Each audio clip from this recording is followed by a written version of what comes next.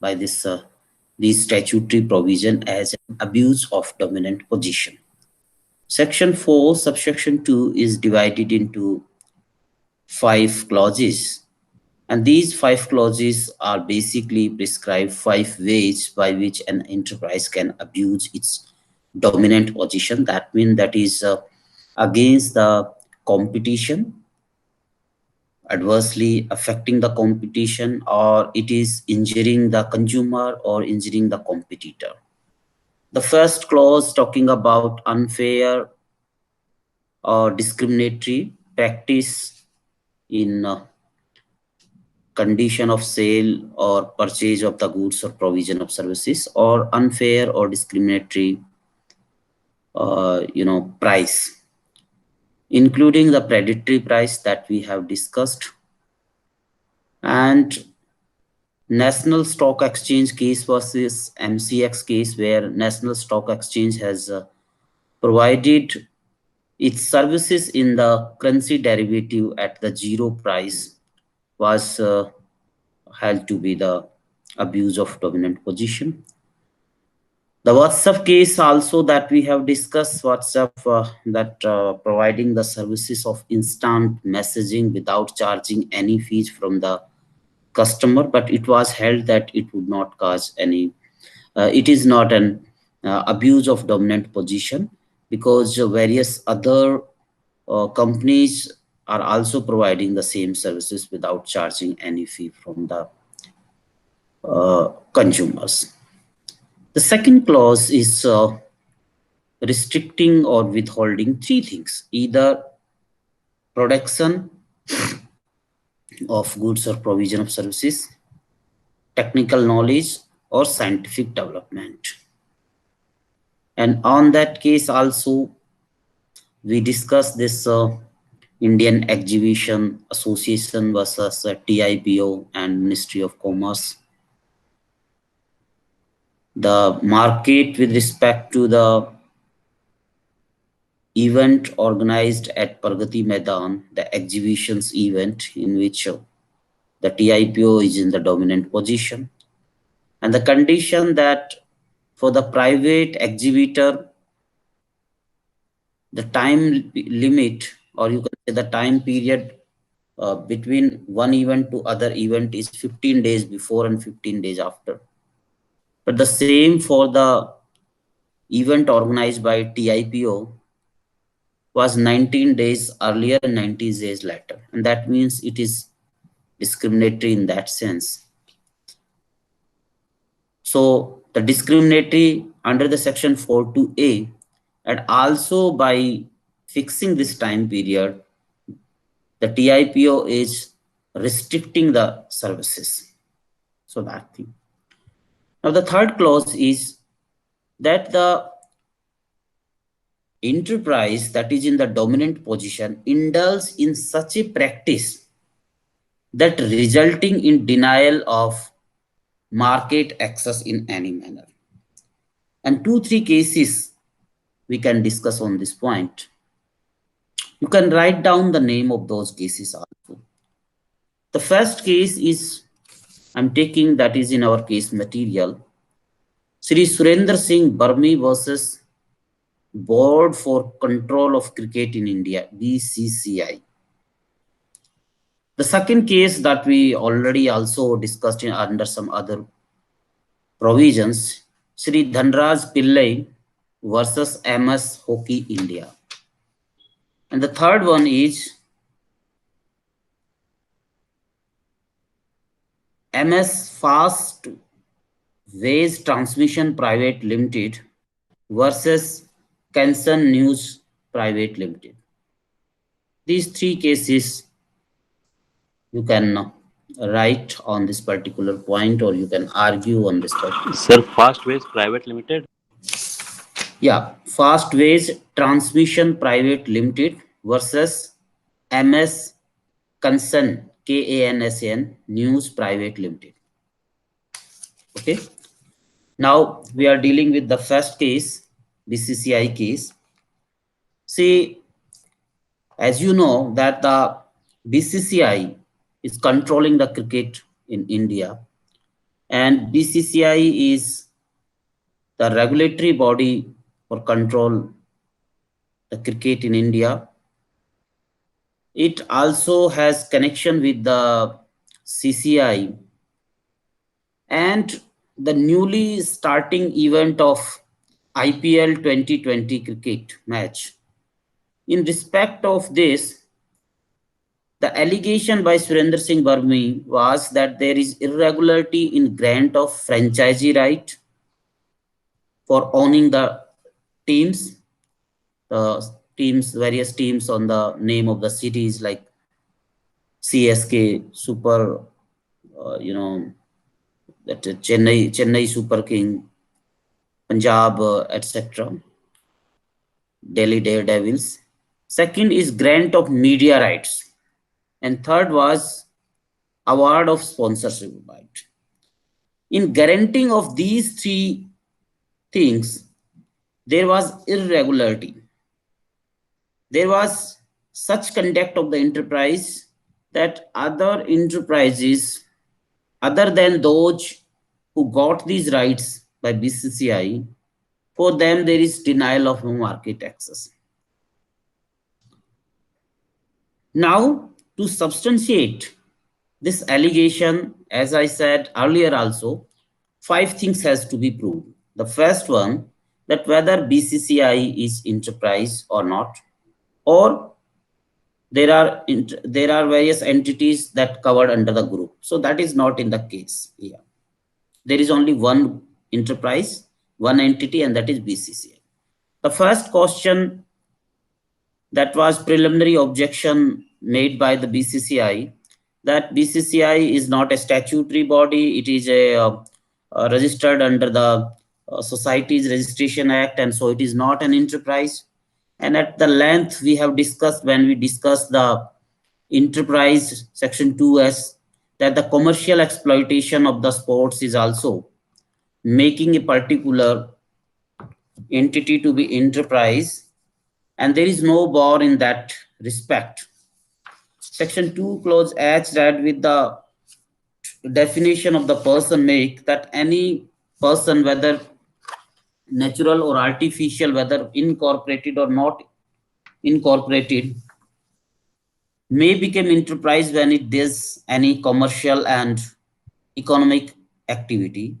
And the exploitation of the sports, not only BCCI regulating but selling the media rights, franchisee rights, and all other things, making that this is an enterprise. This is an body that doing the commercial exploitation of the sports, and held that in light of the Hemant Sharma and others versus Union of India, where Delhi High Court held that the Chess Federation is the enterprise, the BCCI role as ICC governing body for cricket in India was custodian, organizer of matches, and selling the tickets and other things. It was held to be doing the commercial activity also, and it was held that BCCI is an enterprise as per the definition of Section 2H of the Competition Act.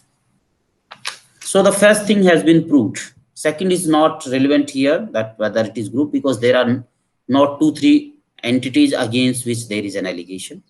The third was to delineation of the relevant market. And the relevant market, it was here held to be the the distinction was done between the first class international event and private professional league cricket.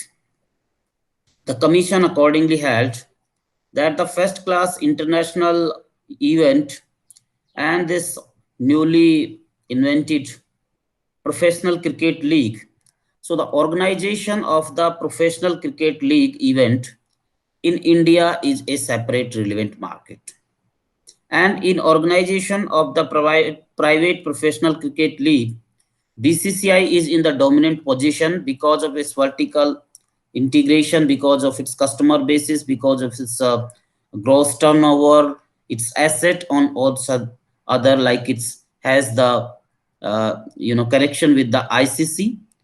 So that's why the BCCI was held to be in that dominant position.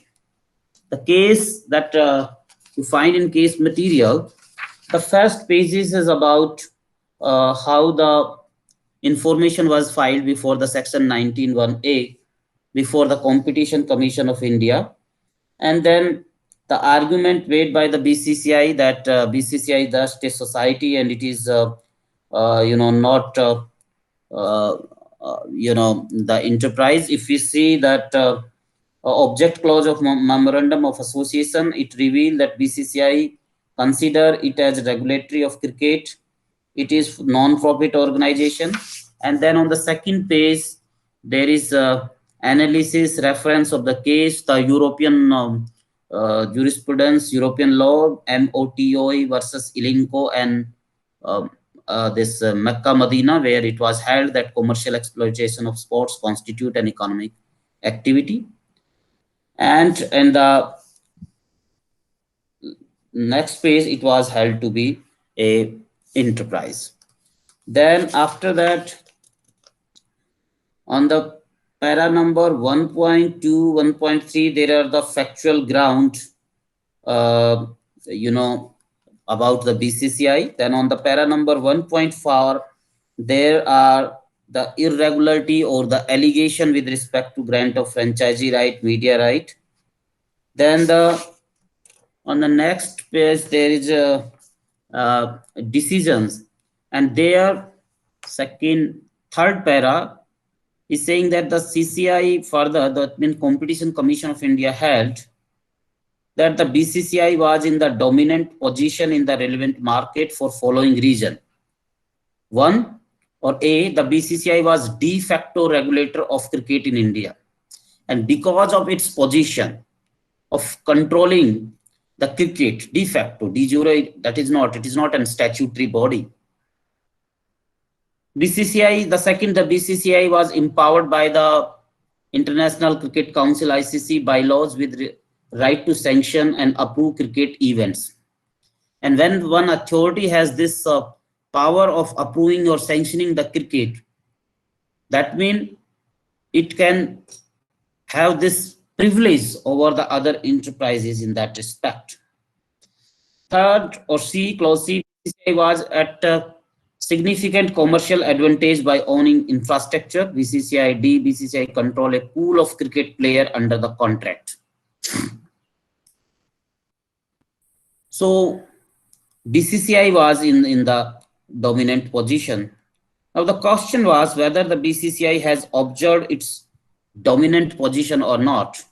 The allegation that this cricket agreement by when the DGA did the investigation, found that the grant of franchisee agreement, unfair and discriminatory tendering process, for instance, infinitum tenure of the franchisee agreement, and the term and condition which restricted the market for other, the media right awarded were neither fair nor transparent and given for fairly long period of 10 years, thereby limiting or restricting the market in violation. That means the section 4 clause 2 was also, clause 2b was also attracted here.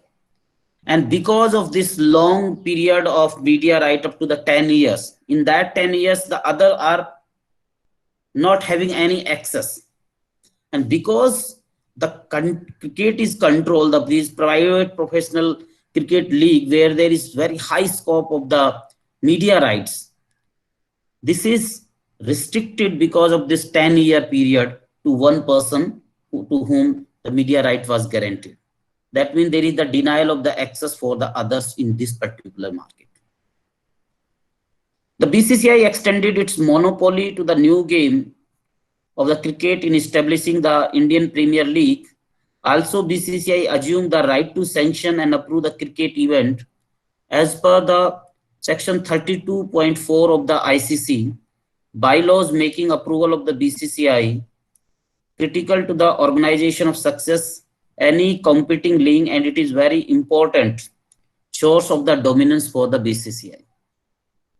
In one constitutional case, it was the question of the BCCI whether it is a national team or not, whether it is a state or not.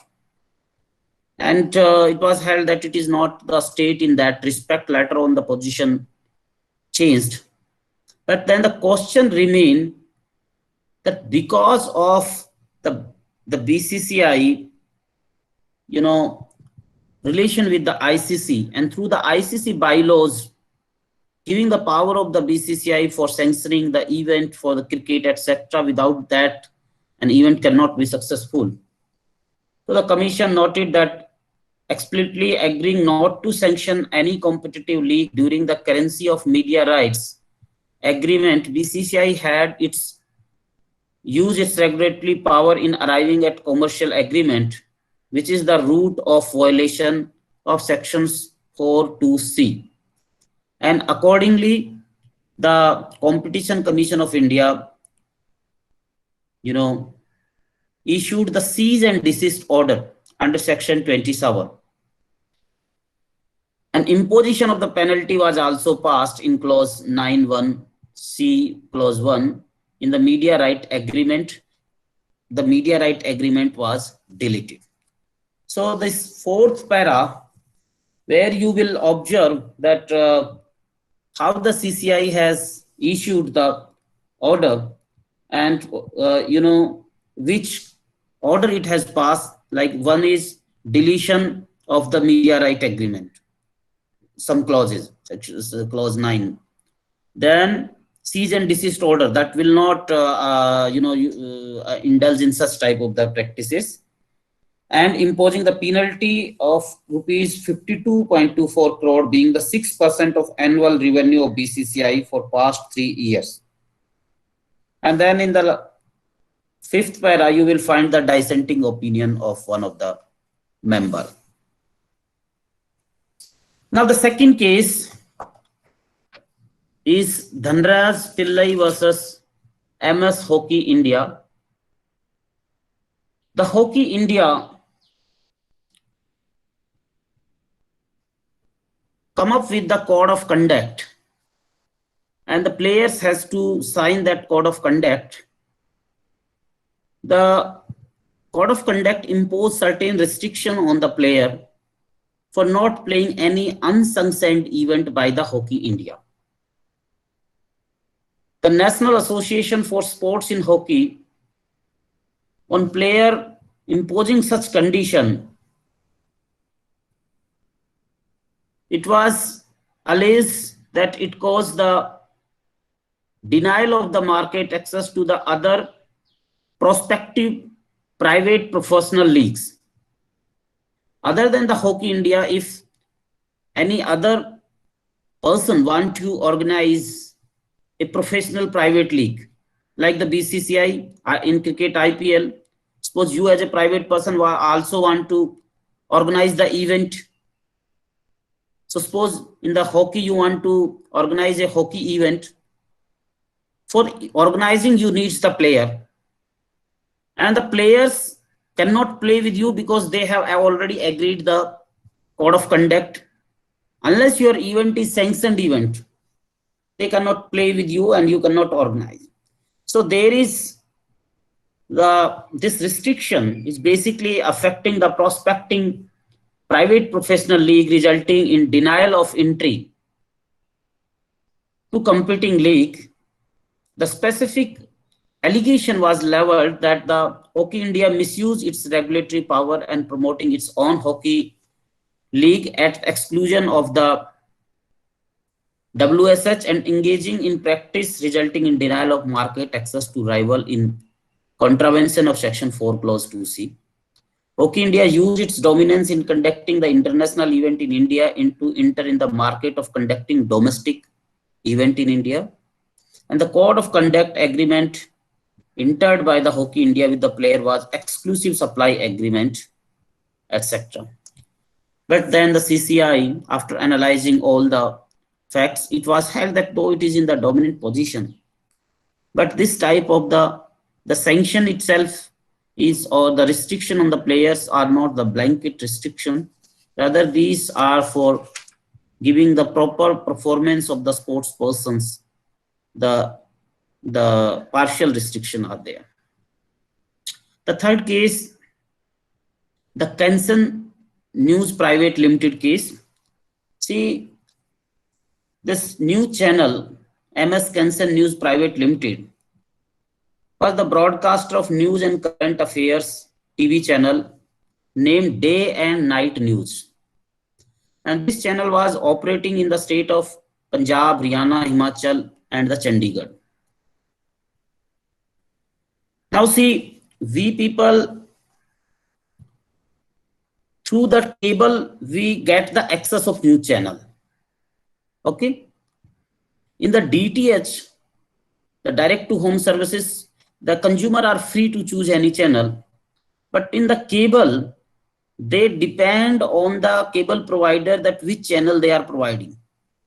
And this MS Fastway Transmission Private Limited and others, this multi-system operator, they allegedly infringed Section 3 and 4 of the Act because they were not providing this channel to the consumer, the MS Kansan News Private Limited. It was contended by these cable service provider that it has low TRP, but when the data were analyzed, it was held that the Kansan News Private Limited, this day and night news, having the same range of TRP 3 to 7, which is equal to some other channel. And so this argument was also rejected. It was the question that what is the relevant market, and the CCI held that the cable TV system are different from DTH and other platform due to the different product characteristics. The relevant product market was taken TV services. Also, since TV service provider cannot operate beyond its jurisdiction, and the condition of competition or provision of cable TV being different in different state on account of the difference in the consumer preferences and choice. So the relevant geographical market was held to be Punjab and Union Territory of the Chandigarh.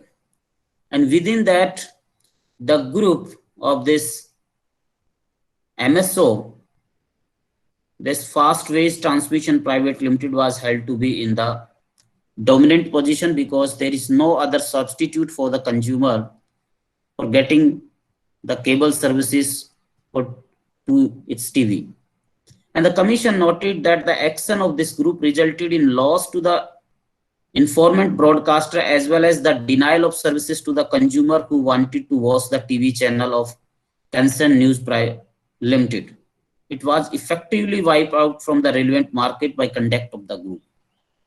The conduct of the group for not providing the Kansas News channel available to the consumer. Let provide it, and has to be decided by the consumer whether they want to watch it or not want to watch it. And so this conduct, by indulging in such practice, the resulting is to the denial of the market access to the Kansas. So this is the case on this particular point, that how it has to be done.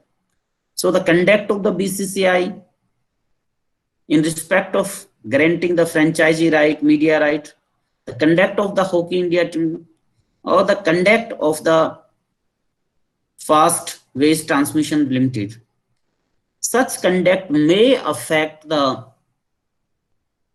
denial of market access to the other enterprises working in the separate sphere. And so that has to be analyzed. And on the facts and circumstances, it may be the violation, it may not be violation, like in the Hoki India, it was not held to be. Now come to the next clause, and that is the making conclusion of contract subject to the acceptance by other parties of supplementary obligation, which by their nature or according to the commercial usage have no connection with the subject of such contract.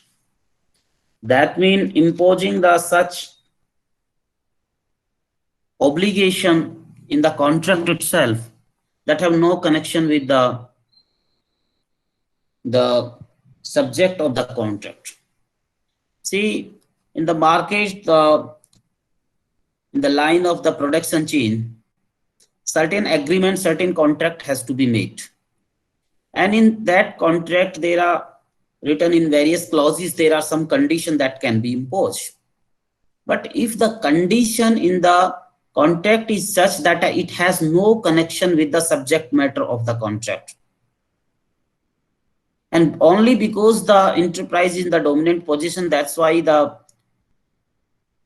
other enterprise cannot have no option or cannot object it, and that's why they are forcing such obligation. Whether that condition is necessary or related to the contract or not related to the contract will make the condition as in violation of section 4D. So again, all those 5 things we have to discuss from the cases to cases when there is the actual problem. Now, the Tetra Pak case in the, just give me 1 second, I bring water for me.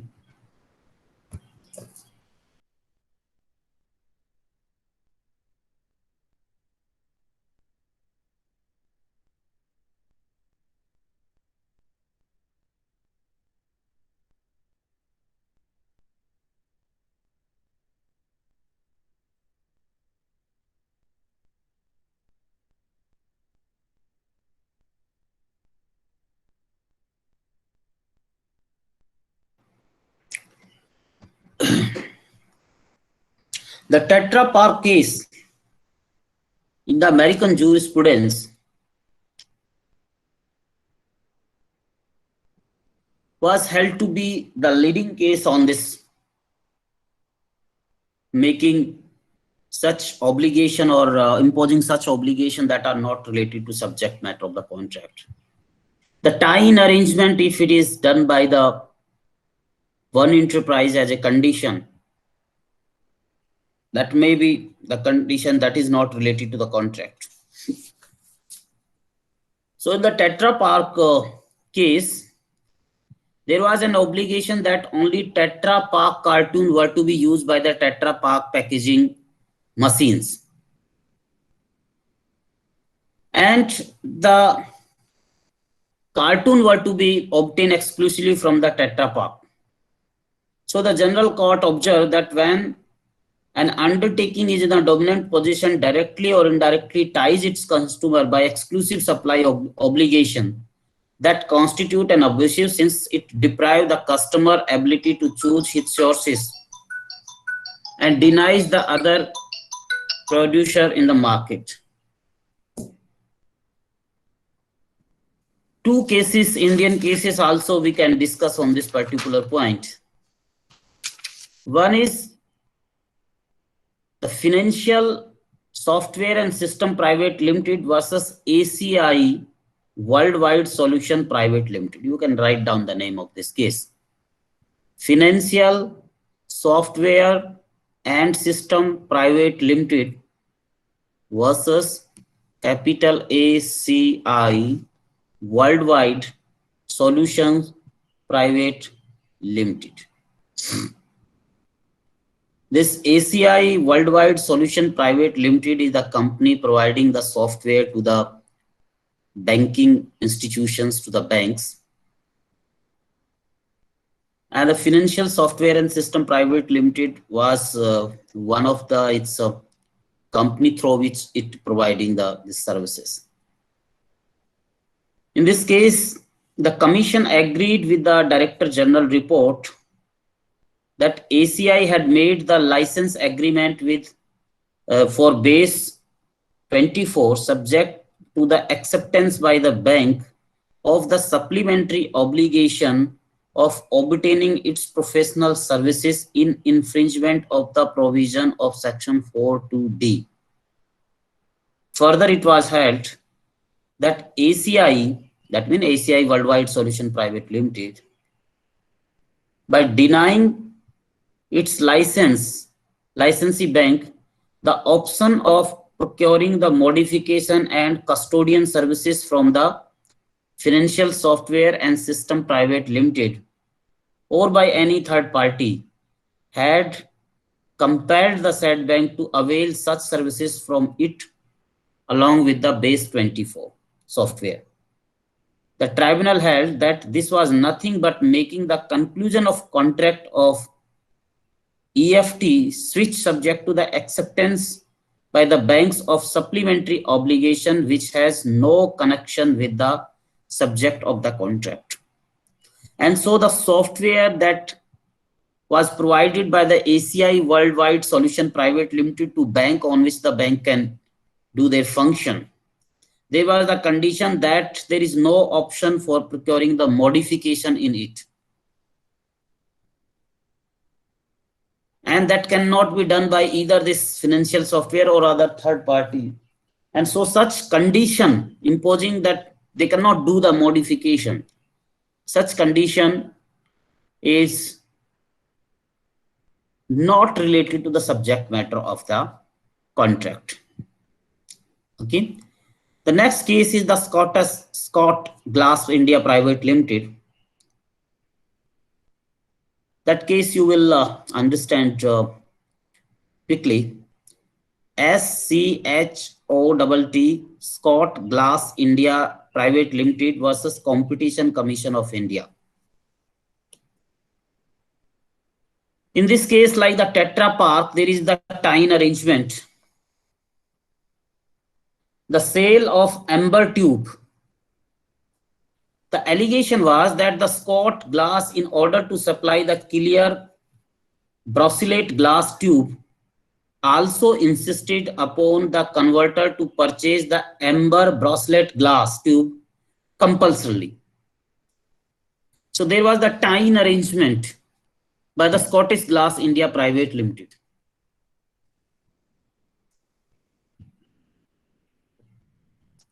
And this condition of purchasing the amber glass bracelet with the clear bracelet glass, this tying arrangement, this condition was held to be imposing such conditions that are not related to the contract. The compact, before the plate tribunal, the compact was also of the opinion that NGA and NGC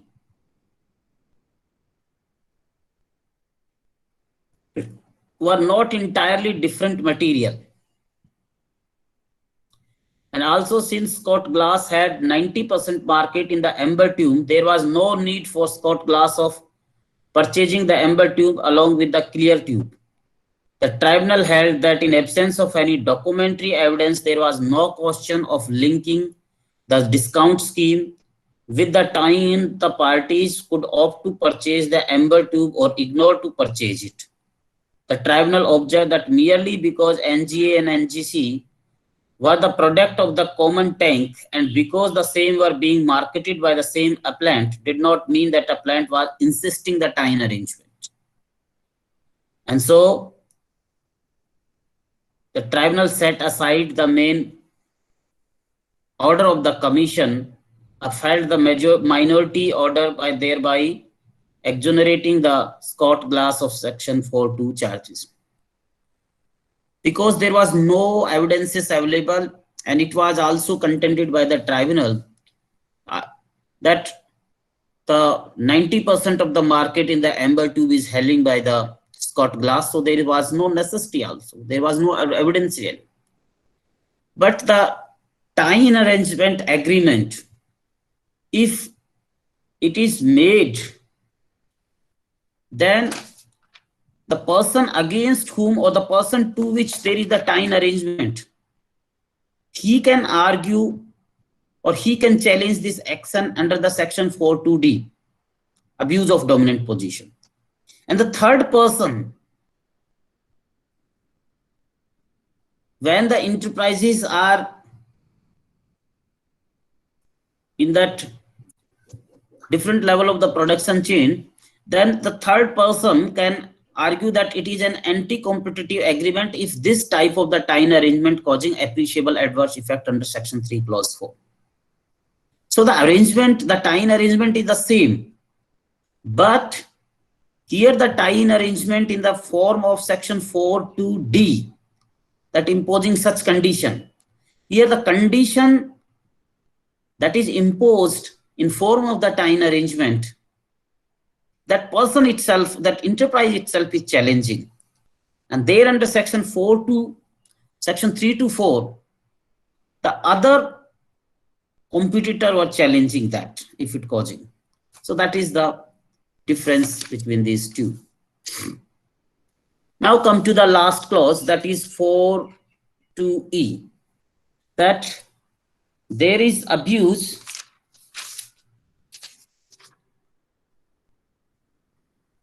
that there shall be an abuse of dominant position if an enterprise or group, clause E, uses its dominant position in one relevant market to enter or to protect the other relevant market. Now, there are two important things here. One, that there should be the two market and two separate market, and in these two separate market, the dominant enterprise has to be established, but the dominance has not to be established in both the market. It is not necessary. So first you have to establish that this is the enterprise that is in dominant position, and using its dominant position in this particular market, it want to enter into the another market, or it want to protect its position there because there it is not in the dominant position. So want to protect it. And so it's very important to have two markets here. You know,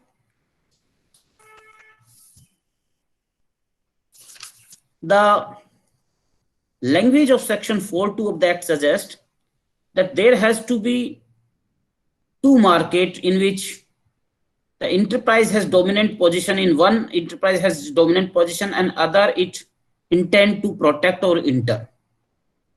However, both market must be relevant market distinct from each other. Now this case of National Stock Exchange of India versus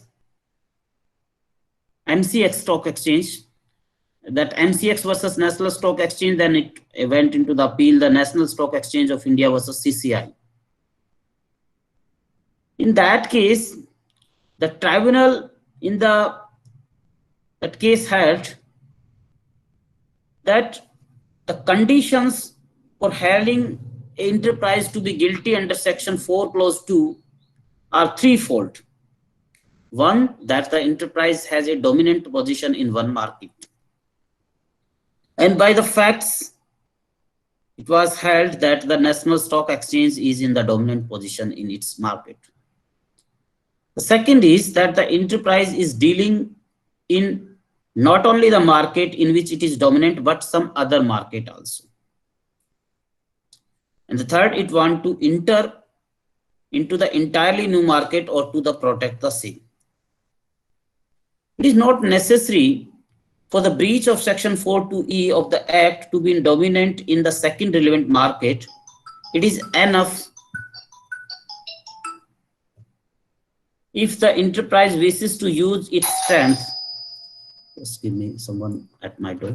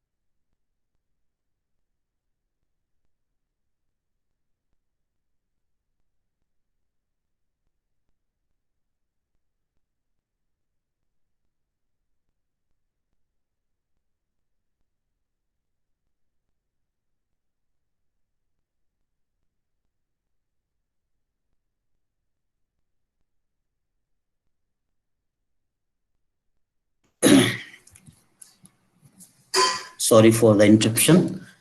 Uh, yes. So we were discussing this MCX stock exchange case. So these three conditions that the enterprise has to be in the dominant position in one market, the enterprise is dealing not only that market but other market also, and there it want to enter or want to protect its position. The tribunal in its opinion that in the MCX case that the relevant market as held by the commission was only the CD segment, and then there could not be any other market like non-CD segment. There was no necessity of putting all other segment in one group, and the tribunal held that NSC could not be guilty of breach of the section 42E of the act, basically on the logic that there was only one market and the market was the services of the stock exchange. Merely because at the relevant time period, the services of stock exchange of MCX were limited to the CD segment, it does not mean that the relevant market had to be held as the CD segment market. As the result, the finding of the commission on this issue was set aside. And so, what we have discussed in this MCX case, the delineation of the market and all these things, the tribunal held that maybe the MCX at this point of time is giving the services in CD segment. So it is not mean that the CD segment itself would make a one market. Maybe it would then give the other services also, and so held this position. So basically, these three conditions has to be established. Market, the two separate market has to be established in the position, and these relevant market must be distinct from each other. If that position was not established, then one cannot say that one enterprise was wanting to enter into the another. The Bharti Airtel case, the allegation against the Jio Infocom, in that case, the allegation was fall on the ground that the Jio was not in the dominant position. And so when Jio is not in the dominant position, then there is no question about that.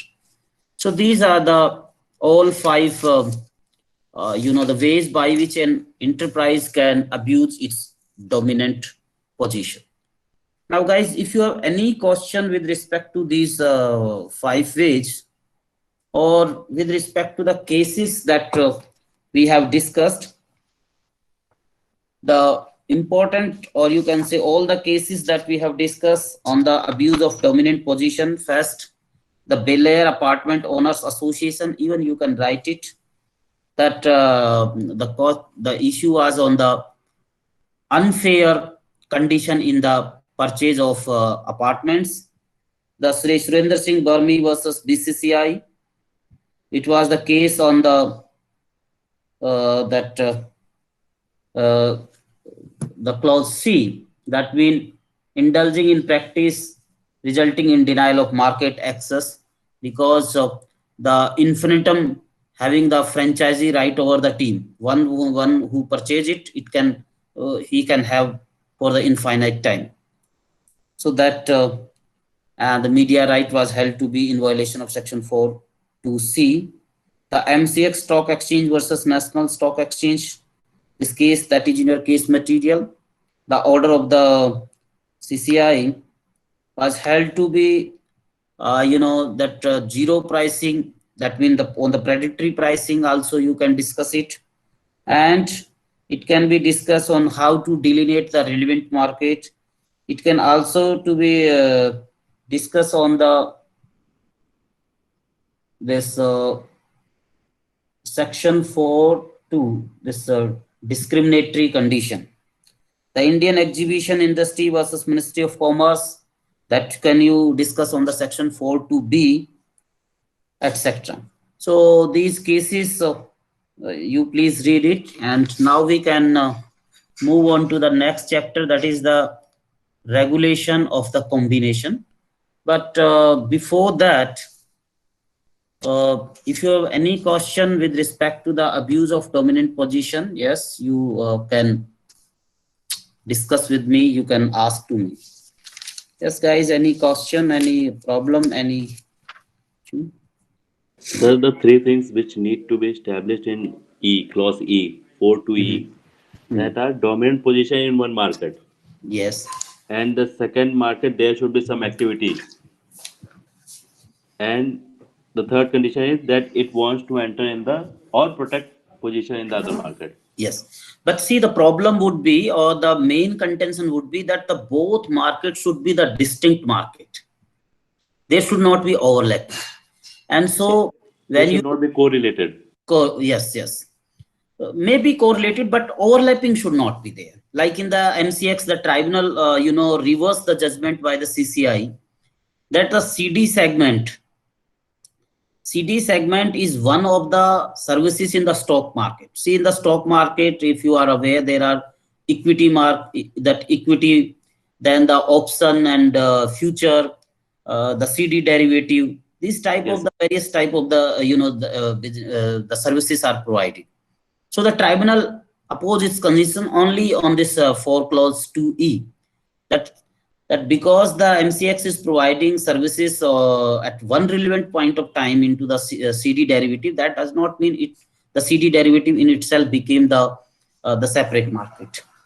Okay, so the Okay. distinctness of the two markets are very important for establishing this particular point. Okay, sir. Yeah. Now the regulation of the combination, and unlike our earlier chapter, anti-competitive agreement and abuse of dominant position, here there are two sections that we will discuss mainly. Section 5 that define what is the combination. So various aspect of the combination we will discuss in the detail, but before taking that thing into, see, every time as such, the inquiry of the combination is different from the inquiry of the abuse of dominant position and anti-competitive agreement. And today there was this internal competition moot court internal round, and students are not even knowing that how to frame the issues, etc. The problem was that because of the CCI issued the notice for framing the prima facie issue, so one party against whom there was the allegation rushed to the High Court. And before the High Court, they argued that the CCI does not have the jurisdiction, exceeded its jurisdiction. So this Amir Khan Production Limited, the Mahindra Electric Limited, Steel Authority of India Limited, so many cases are there that the CCI itself can decide its jurisdictional question, whether it is mixed question of fact or law. And there is no necessity to rush to the High Court. The whole mechanism is there, that first the CCI will decide, then CCI to the appellate tribunal under section 53A, then to the Supreme Court section 53T. And this issue related to the merger and amalgamation is exclusively has to be decided by the Competition Commission of India, because it is competition issue, it can cause the appreciable adverse effect. Section 61 and 62 bar, but the students were not well prepared. So I was very disappointed that why the students are not taking the interest in the competition law, because it's very interesting.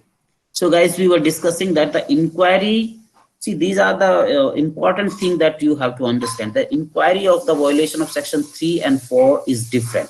It started from section 19. 19 में वो cognizance लेंगे, 19 में उनके ground और सारी चीजें हैं, and then it will made to the section 26. 26 first में होगी कि prima facie opinion form करनी है.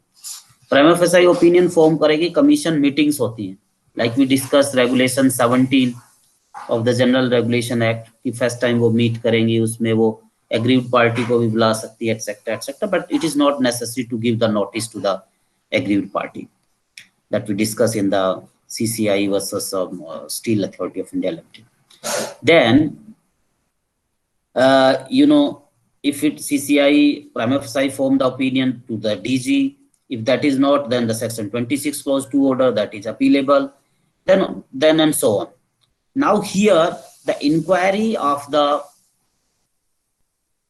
merger and amalgamation, or you can say the combination, because that is the one name given under section 5 and 6, is different. It's very, very different. Okay, and it starts with the section 20. You can mark these sections. Section 20 that talking about the inquiry into the combination of the commission. I'm reading it, the first subsection. The commission may, upon its own knowledge or the information to the acquisition referred to in clause A of section 5, or acquiring of control referred to in clause B of section 5, or merger or amalgamation referred in section C of that section 5, inquire into whether such combination has caused or likely to cause an appreciable adverse effect on the competition in India. So see, it is different from section 19. There are the three ways for getting the cognizance to the CCI. One is through suo motu, second is through the reference by the state government, central government, or other authority, and third one is through the informant. Here is the twofold. One is on the suo motu, another is on the information related to the acquisition. Okay. Now the proviso that provided that the commission shall not initiate any inquiry under this section after the expiry of 1 year from the date on which such combination has been taken effect. Now this limitation period is also different. In the inquiry of section 3 and 4, there is no such limitation period. But in the case of the combination, there is this limitation period of 1 year. And after that, the inquiry cannot be done by the CCI.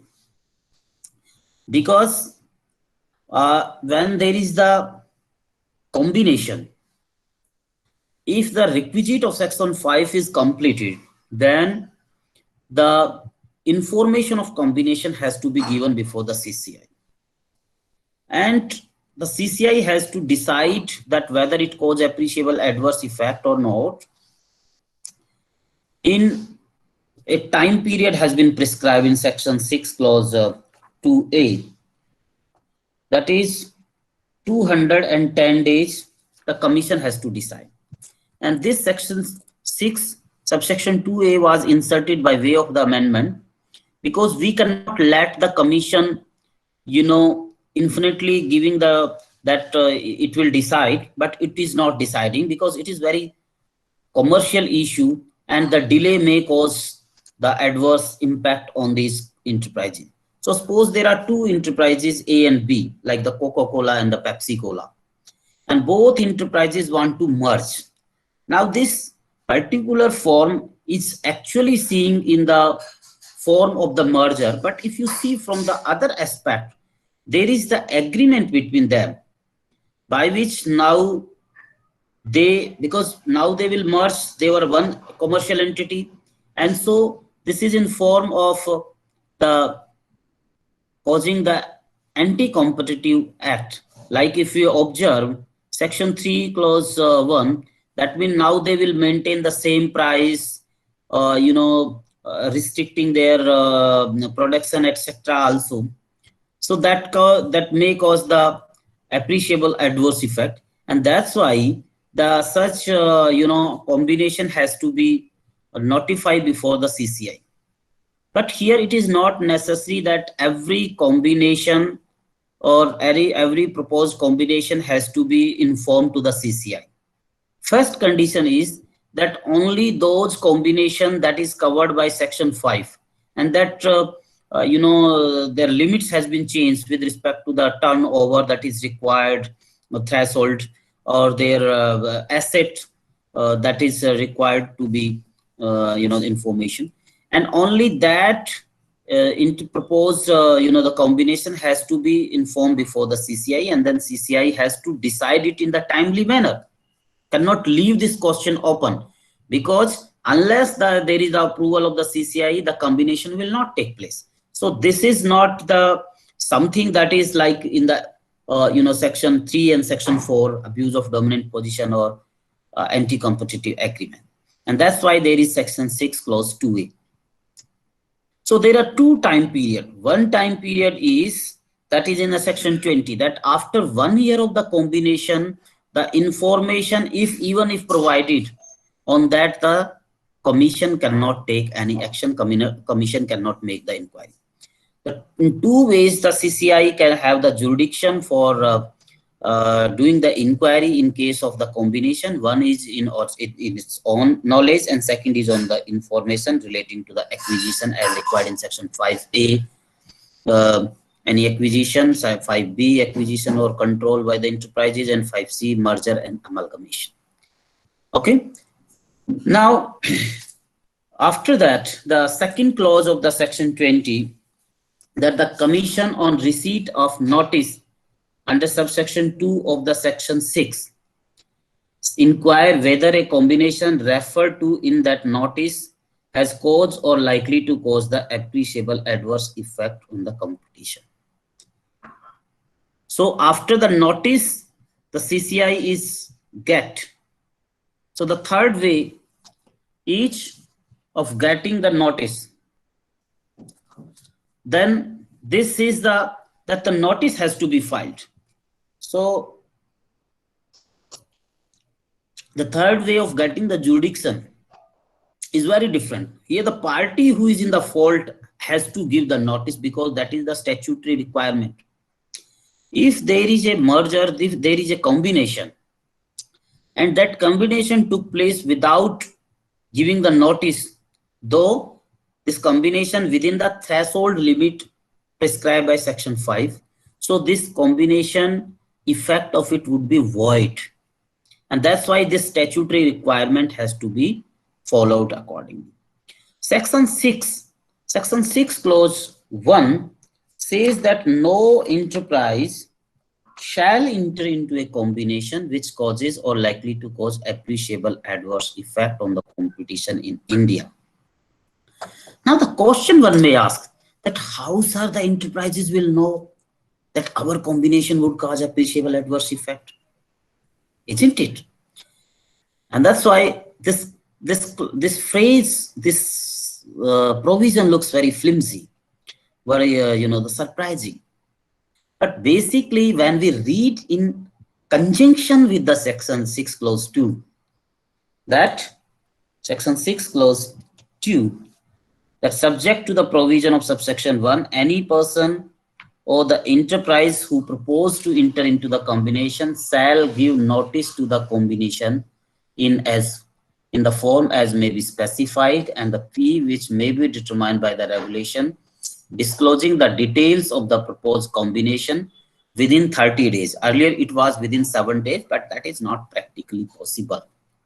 So now the within 13 days of 30 days from which, either from the approval of the proposed relating to merger or amalgamation referred to in clause C of section 5 by the board of director of the enterprises concerned with such merger or amalgamation as the case may be.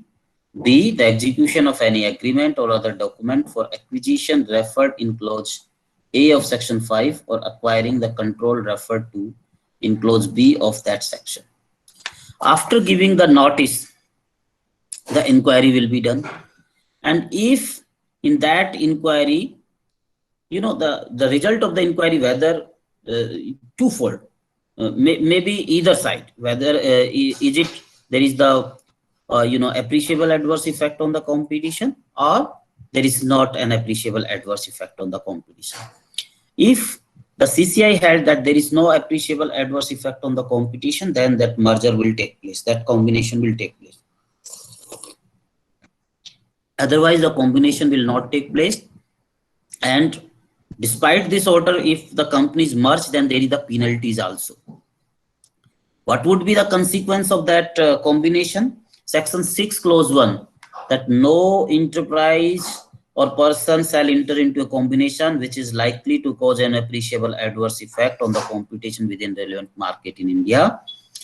And the second phrase, and such combination shall be void. So you remember section 3 and section 4. there are two clauses. First, that provision. Second, there is the effect of that agreement. There is the effect of that agreement. So here, that such combination, it is not legal, it is void, it has no effect in the law. So in this manner, this whole act is work. Now the CCI is bound to do, because if the condition of time period is not framed in which the CCI has to decide, it would adversely affect the these enterprises.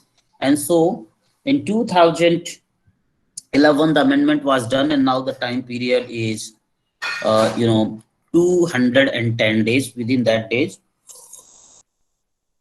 CCI has to decide what will be the consequence if CCI could not be able to decide that case in 210 days. Then automatically they can do the combination, and the combination would be valid.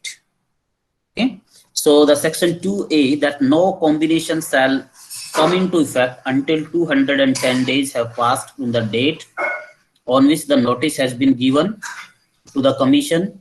Under subsection 2 of the commission has passed order under section 31.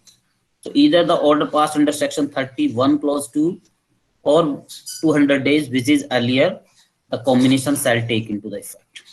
Like in the criminal law, there is time period for the investigation, 60 days and 90 days according to the offenses. And after that, if that investigation is not completed, charges have not been filed, so the bail granted in that case. Okay, so that bail is different from a normal bail. So such provision is here. Now the clause 3 of section 6 or section 6 subsection 3, the commission shall, after receipt of notice under subsection 2, deal with such notice in accordance with the section 29 and 30 and 31. So in case of the inquiry under section in violation of section 3 and 4, from section 19 getting the jurisdiction, section 26, and then order can be passed under section 27 in case of anti-competitive agreement. In case of abuse of dominant position, under section 27 and 28. That means separation of the dominant enterprise, also division of dominant enterprise. Here after 20 taking the cognizance, the inquiry will be done under section 29 according to 29, 30 and 31. Okay, now there are some questions that are just the procedural part, that what would be the fees, what would be the form, what would be that are the prescribed. Prescribed means that through the rules and regulation making power under the Competition Act, the Competition Commission of India have provided those regulation. Section 64 talking about the regulation, power to make the regulation. And in section 64 clause 2, in particular and without prejudice to the generality of foregoing provisions, such regulation may provide all or any of the following clauses. Then section B, clause B, the form of notice as may be specified and the fee which may be determined, the form in which detail of the acquisition shall be filed.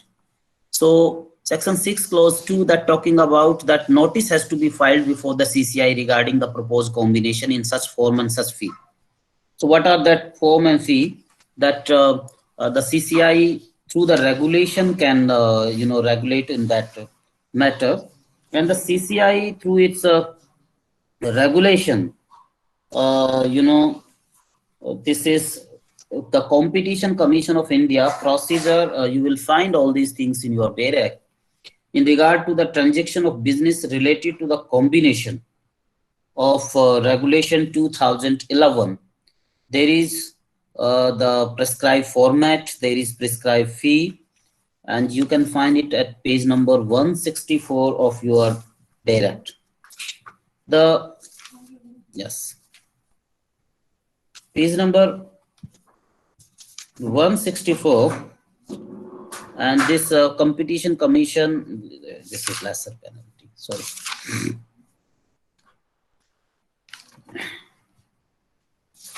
Just give me, yes, this is. So this regulation is there. In the regulation 4, the categories of transaction not likely to have the appreciable adverse effect. Yeah, this is there. And the schedule that is attached to the form of the notice for proposed combination and the fees. So that is also prescribed here. And the other formalities that related to the notice, filing of detail or acquisition, the mode of payment, the application of amount of fees. The amount of fees is 15 lakh rupees, and 50 lakh rupees, 15 lakh for form 1, 15 lakh to form 2. So see, this much of fees is charged by the CCI when there is a combination. Maybe the result would be causing the appreciable adverse effect or not. And then the mode of payment, regulation 11, regulation 12, you will find there is a procedure of filing the notice in the regulation 13. So you please read the Competition Commission of India procedure in regard to the transaction of business related to the combination regulation 2011. In the offline mood, we used to do all these things in the detail, but because now the question would not be asked in such manner, and yeah, that's why we are not dealing in detail. So in the schedule 2, there is a form that what requirement you have to give, like the registration number, the legal name of the parties to the combination, registered address, city, etc. So as to find out which two enterprises are going to be or combining together. Then the relevant market, etc. Then this is the form of the notice in the schedule in the form number 2, C with regulation 5 clause 2. So according to this, the notice has to be given. When the notice is was given, and the CCI has to decide, make the inquiry for causing the whether it causes the appreciable adverse effect or not. The next question comes that on which grounds or on which parameter the CCI will determine this issue. Section 20, subsection 3, talking about that notwithstanding anything contained in section 5, the central government shall on expiry period of 2 years from the date of commencement of this act, and thereafter every 2 cases in consultation of the commission, by notification enhance reduce the basis of wholesale price index, fluctuation, exchange rate of the foreign currency, etc. And so the threshold that has been prescribed in the section 5 will change it accordingly. In every 2 years, that has to be revised with consultation of the CCI. Now, what are the factors, the parameters? These parameters on which the CCI will observe that whether this combination would cause appreciable adverse effect or not are enumerated in section 20, subsection 4. I'm reading all these parameters. For the purposes of determining whether a combination would like to affect or likely to have appreciable adverse effect on competition in the relevant market, the Commission shall have due regard to the all or any of the factor, namely actual or and the potential level of the competition through import in the market, extent of barrier to entry in the market, clause C, level of combination in the market. Just give me 1 minute. Sorry. Degree of countervailing power, the bargaining power, likelihood that combination would result in parties to the combination. I'm reading section 20, subsection 4. Extent of effective competition likely to sustain in the market. Clause F, extent to which substitute are available or likely to be available in the market. See, these are important factors. Like I took the example that Pepsi Cola and Coca-Cola, if they want to merge, so what the other substitute will be available in the market? And so such combination that would left no other substitute have greater possibility to having the appreciable adverse effect. the extent of effective competition likely to sustain in the market share in the relevant market of the person or enterprises in the combination individually as and the combination with combination. Likelihood that combination would result in removal of the vigorous and effective competitor or the competitors in the market, nature and extent of vertical integration in the market, possibility of failing business, nature and extent of innovation, clause M, relative advantage by way of contribution to the economic development by any combination having or likely to have appreciable adverse effect on the competition, and last clause, clause N, whether the benefit of the combination outweighs the adverse impact of the combination. So like section 19 clause 3, 3 positive aspect, 3 negative factors were there. Here their factors are large number, but here also there are positive factor like the advantage. Maybe this combination would result in providing the better services, providing the better scientific research, and would quality of the product would be enhanced. And so the clause N, that relevant advantage by way of combination to the economic development by combination having or likely to have, the nature and extent of vertical integration, possibility, this nature and extent of innovation. These are some positive clause, and whether the benefit of the combination outweigh the adverse impact.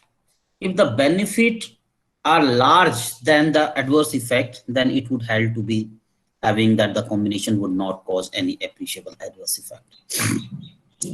So on these parameters, you know, the application has to be decided that was made by the proposed enterprise. Now section 6, section 6, subsection 3, that we have discussed. Then the section 6 clause 4 and section 6 clause 5, that the combination with respect to certain institution has been,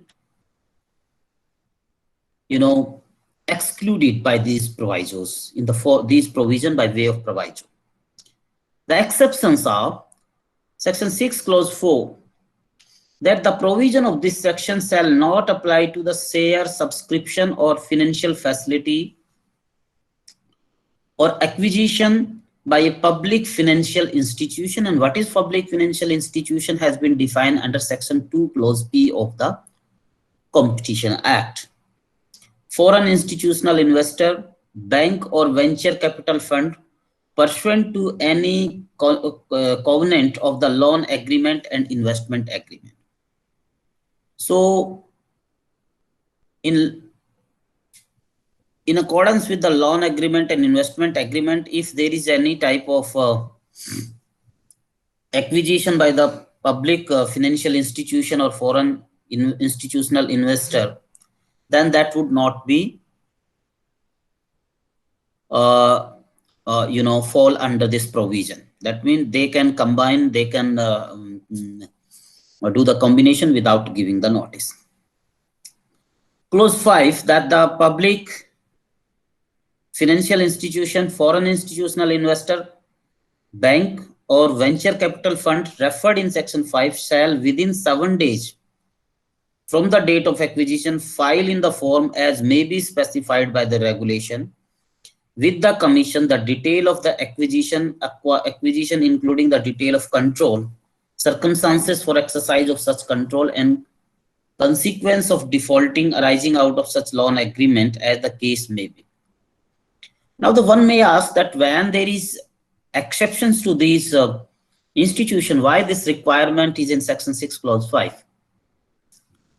The requirement of informing the Competition Commission of India within 7 days is twofold.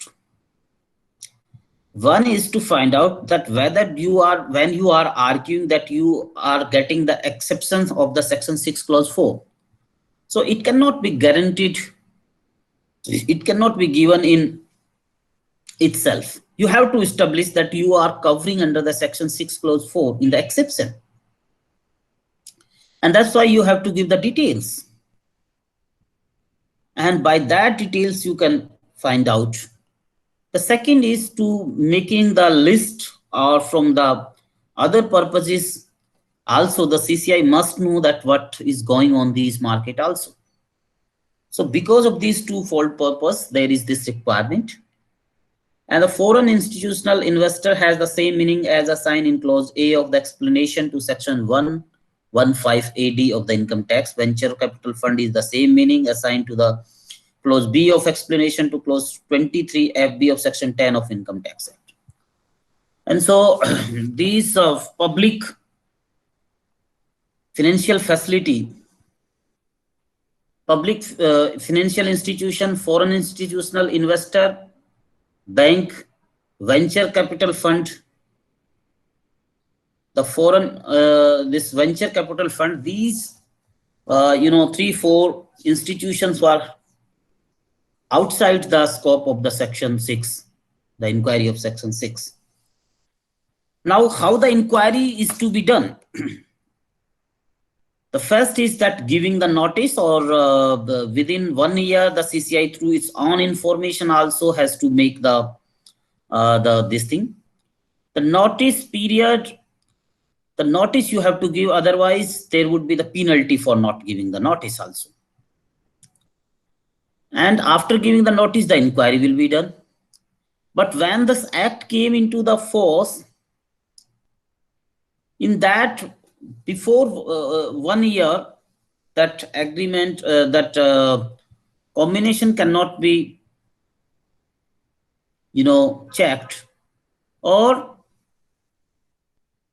if the combination is not under the threshold of the section 5 and later on it is there, so then the suo motu also the investigation cannot be, the inquiry cannot be done by the CCI because the time period is 1 year.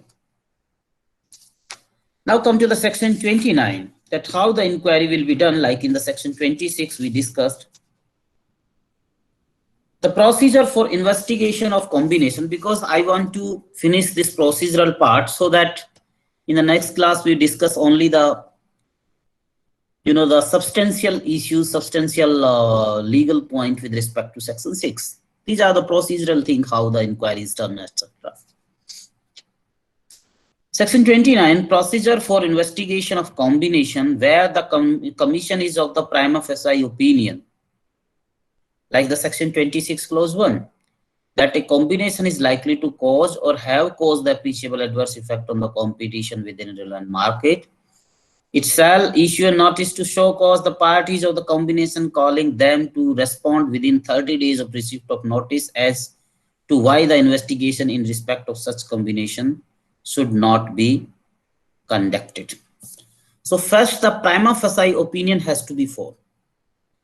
And there is also a difference. Under section 26 clause 1, the prima facie opinion is formed directly. It will direct to the DG to do the investigation. And the order of section 26 clause 1 is not appealable under section 53A. It was even clarified by Supreme Court in the CCI versus Steel Authority of India.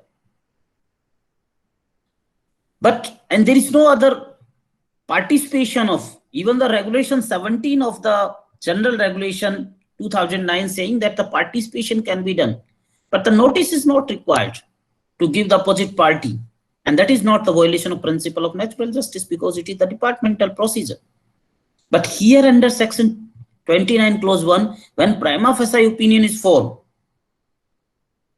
that yes, this combination cause appreciable adverse effect, the participation by the aggrieved by the participation by the parties to the combination, they have to show cause that why the further inquiry should not be done within the 30 days.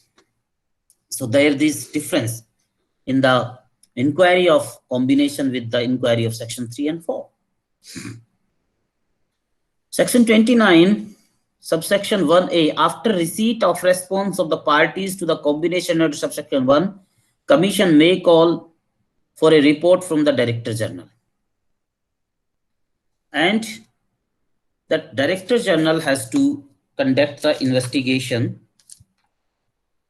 and submit the Director General within the time as may be directed.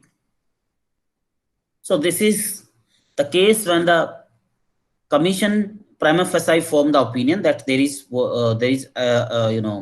adverse impact on the competition. What would be if the Commission is the prima facie that there no case is made out, there is no appreciable adverse effect on the competition?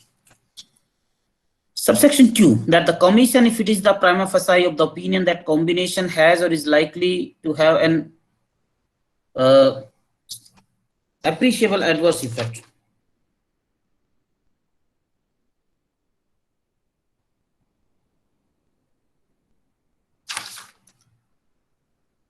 Okay, this is also appreciable adverse effect.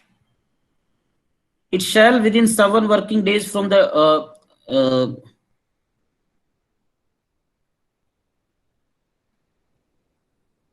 okay.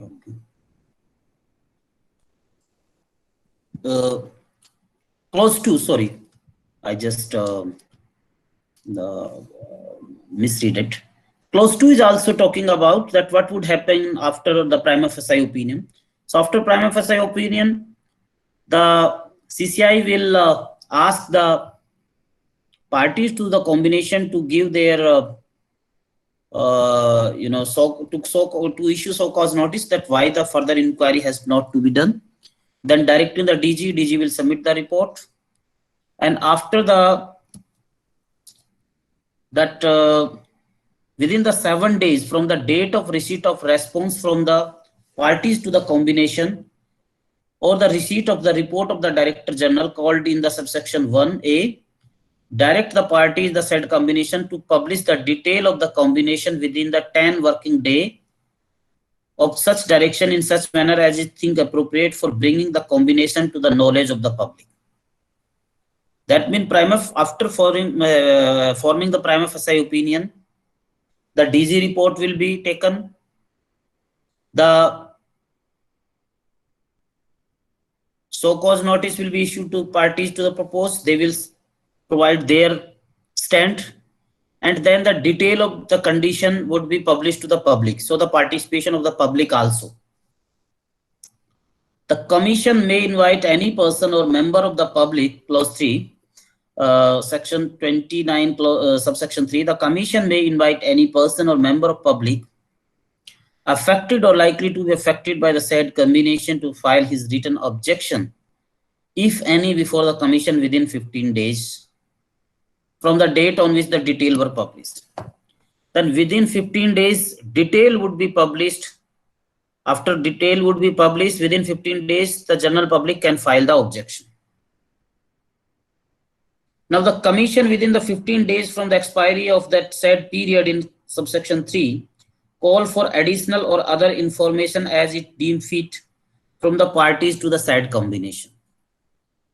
Then clause 5, the additional or other information called by the Commission be furnished by the parties referred in clause 4 within 15 days from the expiry period of the subsection 4.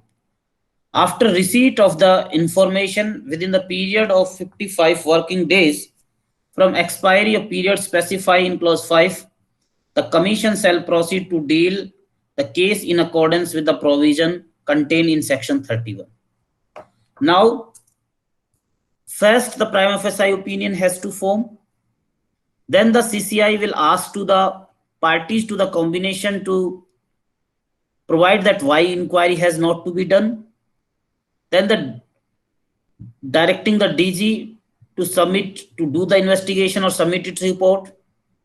Now the DG report and the representation of the party to the combination is there. Then within the 7 days, it has to be published. And general public view has to be taken. After publishing within 15 working days, the general public can file the objections. After that, within 15 days, the additional, argument, if the parties to the proposed combination want to file, they can file. And after that, the additional information or other information called by the commission be furnished by the parties, then after that, the three things were before the Competition Commission of India. One is the Director General report. Another is the objection by the, the outsider. And the third one is the stand or the position of the, the parties to the combination. And these three things has to be decided within the 45 days after this whole procedure. The final opinion has to be formed by the CCI as according to the procedure in section 31. Section 30, the procedure in case of notice under subsection 2 of section 6, where any person or enterprise has given a notice under subsection 2 of section 6, the commission shall examine such notice and the form its prima facie opinion provided in subsection 1 of section 29, proceed as per the provision contained in this subsection. So it's not saying an important thing, is just clarifying that even through the notice or through the suo motu or through the other information, the procedure is same as in the section 29. Section 31, the order of commission on certain combination, where the commission is the opinion that any combination does not or is not likely to have appreciable adverse effect. It shall by order approve the combination, including the combination in respect of which notice has been given under section 2 subsection 6. Okay. So if the CCI is of the opinion that there is no appreciable adverse effect, then approve. All these things has to be decided within 10, 100 and 210 days. Otherwise, automatically by virtue of section 6 subsection 1A, the combination will take place. The second situation where the CCI is of the opinion that no, it caused the appreciable adverse effect.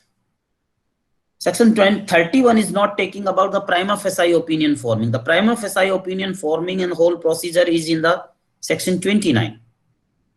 After prima facie opinion, if the CCI is of the view that yes, it causes appreciable adverse effect, then two things it will done. One, it will direct to the DG for doing the investigation, and within that time period, the DG has to file its report, the investigation report. The second is that the terms of the combination has to be published after getting the response from the on the so-cause notice. The general public view, the other enterprises who are working in the market, whether they would be affected or not, they're the subsidiary, or you can say in the lower lane of the production chain, whether they would have be affected or not.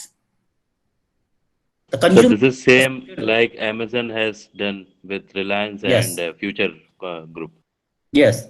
So this Etihad Airways and Jet Airways combination, Sun Pharma, Ranbaxy combination, PVR, DT combination, Walmart and Flipkart combination. Because this provision of section 29 clause 3, 4, etc. very important. If you are not involving the other enterprises working in the market or the consumer or the independent person, so the question would be at one side there the DG report, on the other side there is this party to the combination. वो तो कहेंगे कि no, it would not cause any. They would provide the better service. There would be so many things they can argue in the as in section 20. Okay, and so after having all these things, under section 31 clause 2 subsection 2, where the commission is the opinion that the combination has or is likely to have appreciable adverse effect, it shall direct that the combination shall not take its effect. And if the order of the CCI is that it will not take effect by virtue of section 6 clause 1, even if the combination is done, it would not have any effect because it is void. And not following the instruction of the CCI, there is the penalty also. There is a penalty provision there you would find that not obliging the judgment or the condition, there is penalty by the CCI. But sir, this has to be done within a year. Yes, this contravention of order of the commission, section 42. The commission may cause an inquiry to be made in compliance in the order, direction made, exercise power, and the subsection 2. If any person without reasonable cause fail to comply with the order or direction of the commission issued under section 27, 28, 31, 32. So 31 is there, shall be punished with fine which may extend to rupees 1 lakh for each days during which non-compliance occur, with maximum of 10 crore rupees. And so these provisions make it obligatory and enforceability of the competition law. Okay. Now come to the clause, this subsection 3 of section 31, that where the commission is of the opinion that combination has or is likely to appreciable adverse effect, but such adverse effect can be eliminated by suitable modification to such combination, it may propose the appropriate modification to the combination. Now it is on the parties to the combination whether they accept that modification or not. If they are accepting the modification, then well and good, the combination will be approved by the CCI. The real controversy will start if the parties to combination were not accepting the modification as proposed by the CCI. So in that situation, the further, chance would be given. Clause 4, that the parties who accept the modification proposed by the combination shall carry on such modification within the specified time period.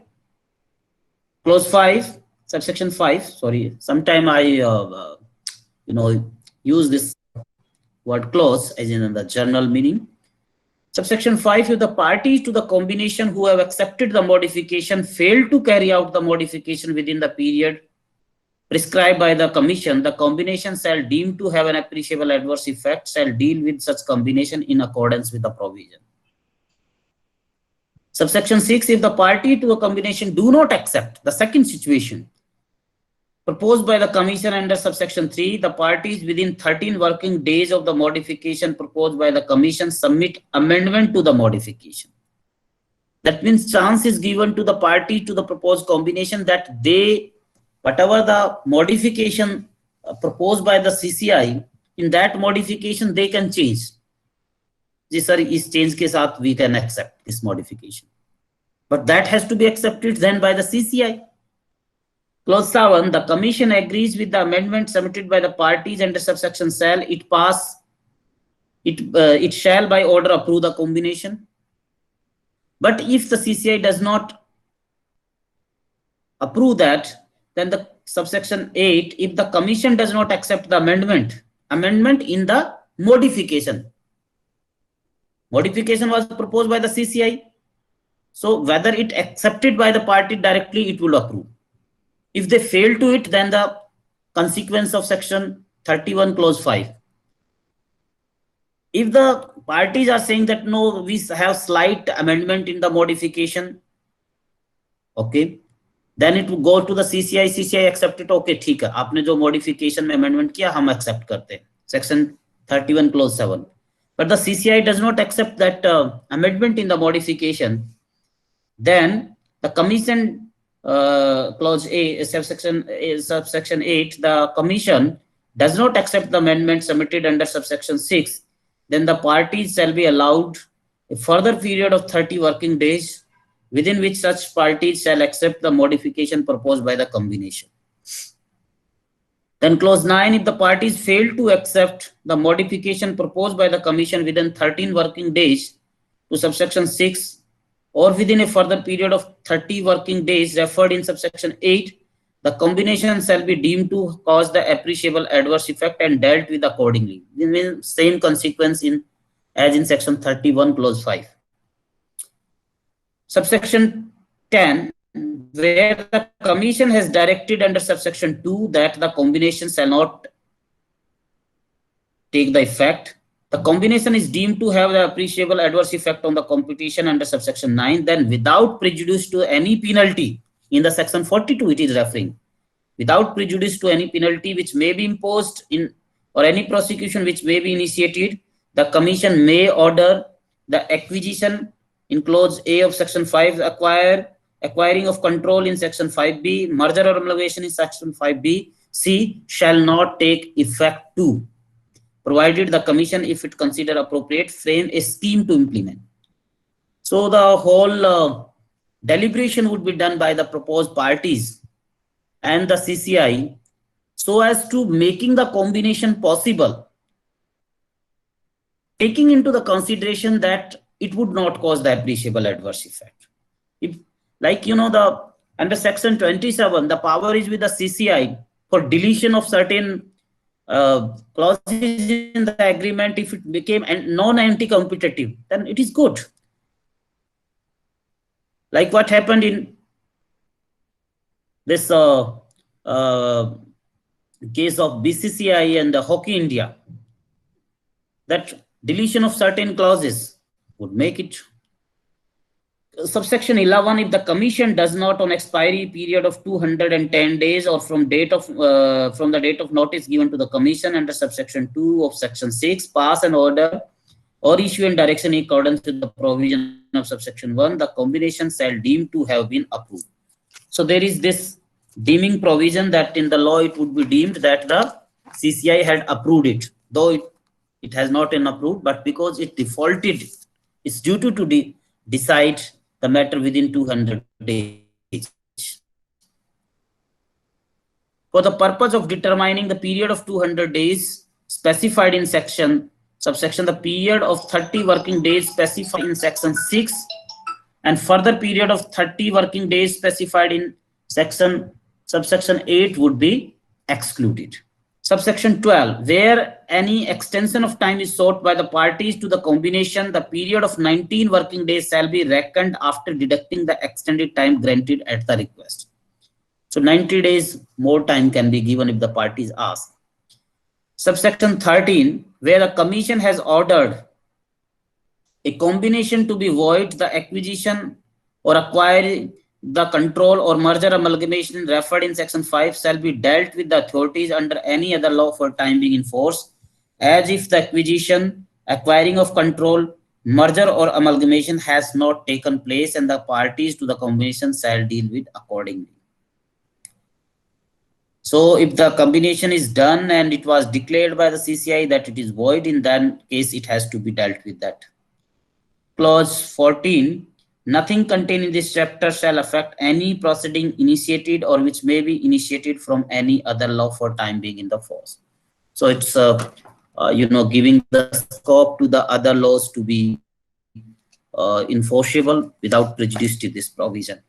Now this is the whole procedural matter, that the inquiry is at the two stages. First, the prima facie opinion has to be formed.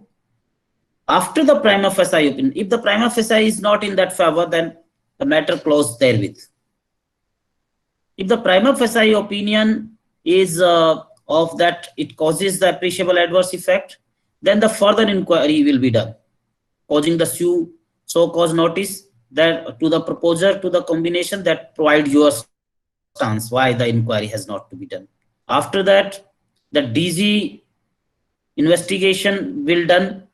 Then the 30 within 7 working days after the receipt of the so-called reply of the so-called notice, the condition of the proposed combination will be made published. Okay.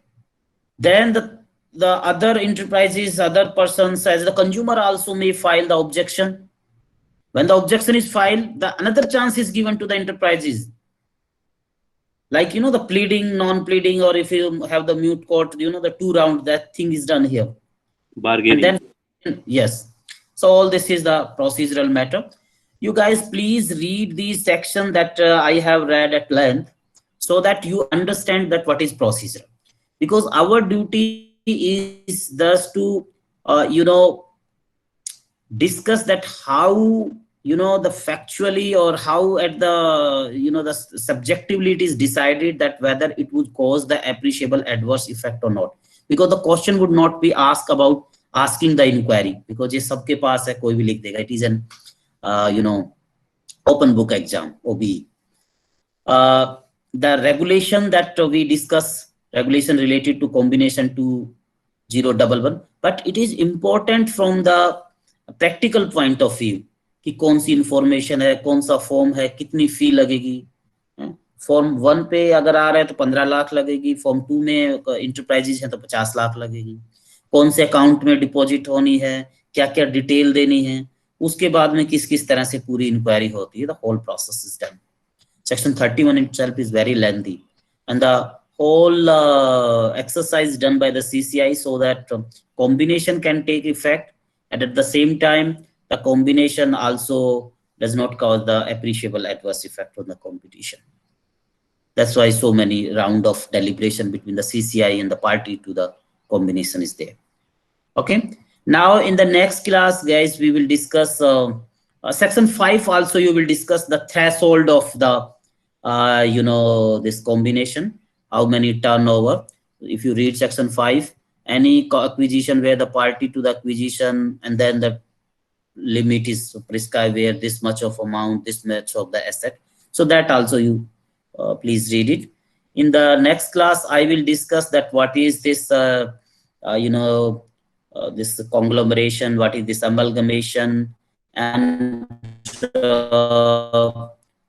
section 6, that how to determine and with the help of the cases, how to find out that by the CCI that it would causes the appreciable adverse effect. The clauses like clause M, clause L in the section 20 clause 4, that talking about that the innovation is possible if it having some benefit, and clause N that talking about if the benefit are outweighed to the adverse effect. So all these things, the positive negative aspect and how that has to be analyzed, we will discuss in the next class. This procedural part we have discussed today at the length. Please read all these provision, section 5, section 6, section 20, section 29, section 30, section 31. Okay, with that, the CCI regulation with respect to combination 2011. Okay, guys. Okay.